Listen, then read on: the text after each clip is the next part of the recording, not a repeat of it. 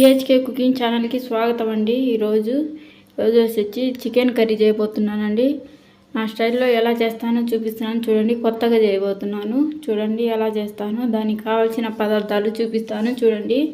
పెరుగేమో 2 స్పూన్లు, KG chicken తీసుకుని శుభ్రం కడిగి పెట్టానండి. ఇదేమో కొబ్బరి, అల్లం వెల్లుల్లి పేస్ట్ అండి. ఇది 2 ఉల్లిపాయలు, 4 పచ్చిమిరపకాయలు కట్ చేసుకుని పెట్టుకున్నాను. పసుపు, ధనియాల పౌడర్, కారం, నూనె, ఇదేమో గరం మసాలా అండి. ఇప్పుడు ఇది ఎలా చేస్తానో చూడండి. ముందు మ్యారినేట్ చేసుకుని పెట్టుకుందాం చికెన్ని. చూడండి, కొంచెం ఉల్లిపాయలు వేస్తున్నాను, పచ్చిమిరపకాయలు మొత్తం వేస్తున్నానండి. 2 ఉల్లిపాయలు వేస్తున్నాను, కొంచెం వేస్తున్నాను, 4 రెబ్బలు, పసుపేమో 1/2 స్పూను, కారం అండి, కారం కొంచెం వేయండి. తర్వాత అయినా కర్రీలో దీంట్లో 2 చెంచాలు వేస్తున్నాను, తర్వాత అయినా చూసుకుని వేసుకోవచ్చు. ధనియాల పౌడర్ వేస్తున్నాను, స్పూన్ ఏమో ధనియాల పౌడరు. గరం మసాలా కర్రీ ఉడికేటప్పుడు వేద్దామండి, ఇప్పుడు వద్దు, అవసరం లేదు. ఉప్పు ఏమో సరిపడంత.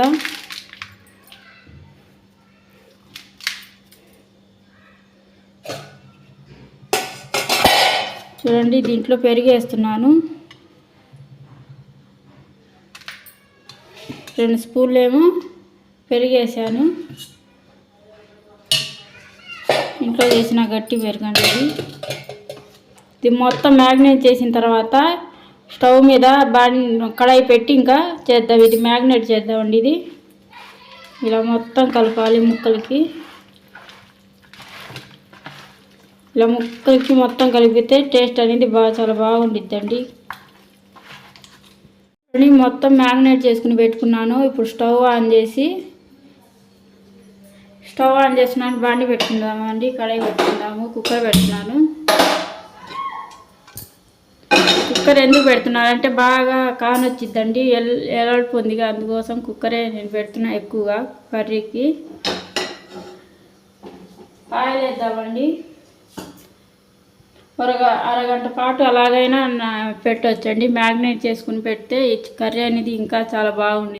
చూడండి, ఆయిల్ వేస్తున్నాను. దీంట్లో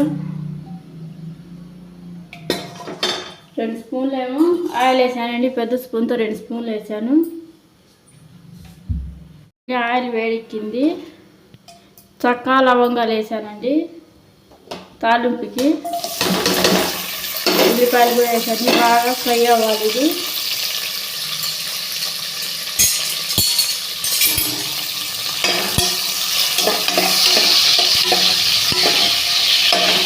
2 నిమిషాలు ఫ్రై అయిన తర్వాత చూపిస్తాను. 2 నిమిషాలు పట్టింది.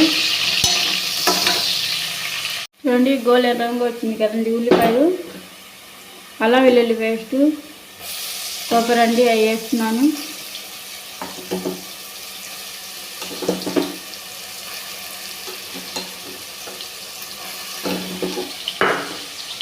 టేస్ట్ వస్తే చాలా బాగుండిద్దండి. ఇది బాగా ఫ్రై అవ్వాలి. మసాలా పచ్చి వాసన పోయేదాకా బాగా ఫ్రై అవ్వాలండి. ఇది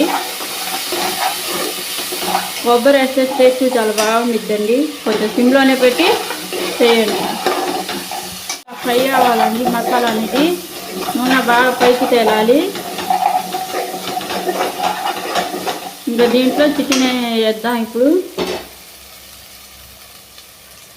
ఈ మ్యాగ్నేట్ పెట్టుకున్న చికెన్ మొత్తం వేస్తున్నానండి. ఇప్పుడు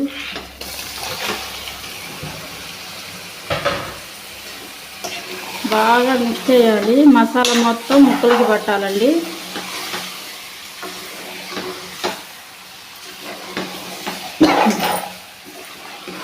మసాలా మొత్తం చికెన్ ముక్కలకి బాగా పట్టాలి. ఇలా పట్టేనండి టేస్ట్ అనేది చాలా బాగా వస్తుంది. కర్రీ కూడా భలే బాగుండిద్దండి. పుల్కాల్లో అయితే చాలా బాగుండిద్దండి కర్రీ.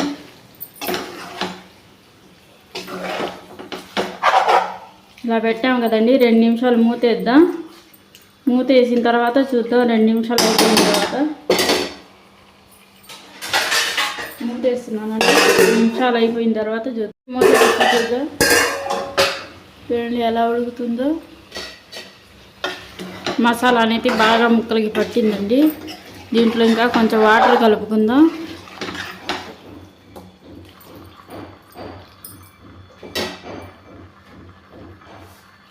చూడండి కలుపుకున్నాం కదండి. దీంట్లో కొంచెం వాటర్ వేసాను. ఒక చిన్న గ్లాసు వాటర్ వేసానండి.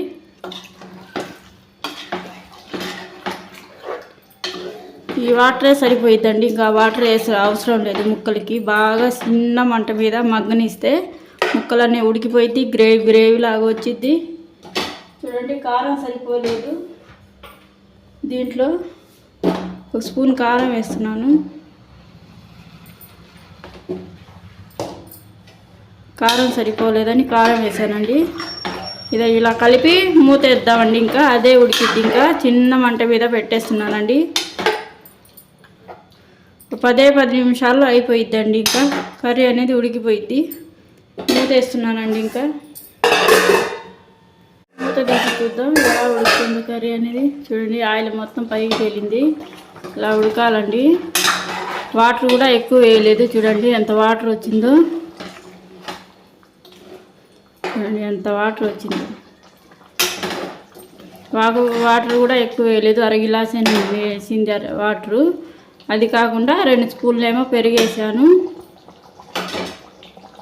చూడండి ఇది గరం మసాలా అండి. 1 స్పూన్ గరం మసాలా. గరం మసాలా వేసాను.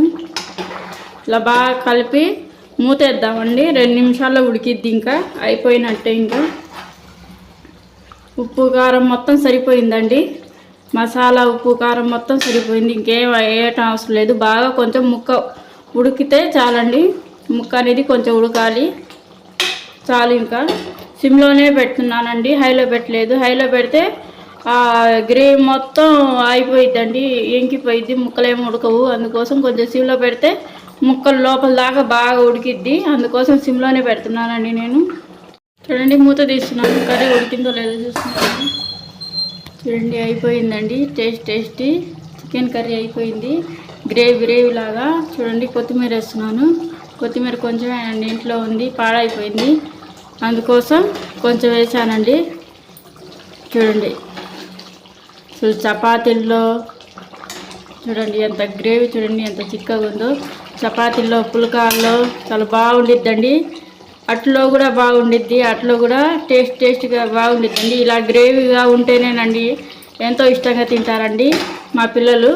అందుకోసం వాళ్ళ కోసం గ్రేవీ లాగా ఉంచానండి. ముక్క కూడా బాగా మెత్తగా ఉడికిపోయిందండి. ముక్క కూడా చూడండి మెత్తగా. అలా అంటేనే వస్తుంది. ఇంకా స్టవ్ ఆఫ్ చేద్దాం. ఈ బ్లాగ్ నచ్చినట్టయితే లైక్ చేయండి, షేర్ చేయండి, కామెంట్ చేయండి, సబ్స్క్రైబ్ చేసుకోండి. పక్కనున్న బెల్ ఐకాన్ క్లిక్ చేస్తే నా నోటిఫికేషన్ మీ దాకా వచ్చిందండి. కొత్తగా మా ఛానల్ చూసిన వాళ్ళు లైక్, షేర్, సబ్స్క్రైబ్. లైక్ మాత్రం మర్చిపోకండి. మీరు లైక్ ఇస్తే నాకెంతో మోటివేషన్ లాగా ఉండిద్ది. ఎంతోమందికి రీచ్ అయిద్దండి. సబ్స్క్రైబ్ మాత్రం మర్చిపోకండి. సబ్స్క్రైబ్ చేసుకున్నా చాలా థ్యాంక్స్ అండి. చూడండి మీరు కూడా ఇలా ట్రై చేసి ఎలాగుందో నాకు కామెంట్ చేయండి. కామెంట్ చేయటం మాత్రం మర్చిపోకండి. చూడండి ఎంత బాగుందో కర్రీ. చిక్కగా చికెన్ కర్రీ ఉడికిపోయిందండి. చికెన్ కూడా చాలా థ్యాంక్స్ అండి.